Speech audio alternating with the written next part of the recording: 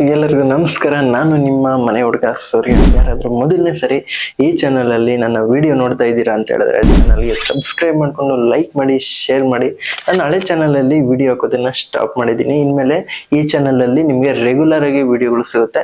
ಈ ಚಾನಲ್ ಅಲ್ಲಿ ಕೂಡ ನಾನು ಫುಡ್ ರಿಲೇಟೆಡ್ ಆಗಿರೋಂಥ ವಿಡಿಯೋಸ್ ಮಾಡ್ತೀನಿ. ಏನಕ್ಕೆ ಈ ವಿಡಿಯೋ ಮಾಡ್ತಾ ಇದ್ದೀನಿ ಅಂತ ನಿಮ್ಗೆಲ್ಲ ಒಂದು ಡೌಟ್ ಇರ್ಬೋದು.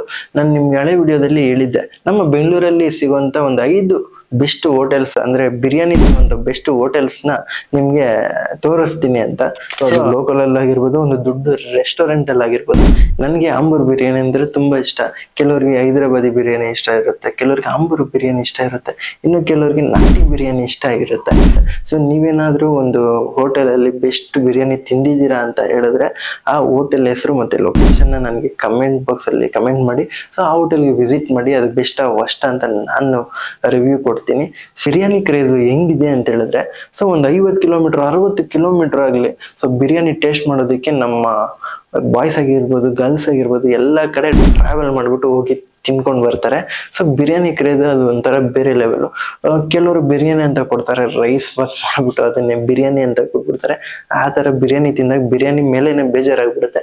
ಸೊ ಆ ತರ ಆಗ್ಬಾರ್ದು ಅಂತ ನಾನು ನಿಮ್ಗೆ ಬೆಸ್ಟ್ ಬಿರಿಯಾನಿಸ್ ಎಲ್ಲಿ ಸಿಗುತ್ತೆ ಅಂತ ಹೇಳ್ತೀನಿ. ಸೊ ಅಲ್ಲಿ ವಿಸಿಟ್ ಮಾಡಿ ಮತ್ತೆ ಟೇಸ್ಟ್ ಮಾಡಿ.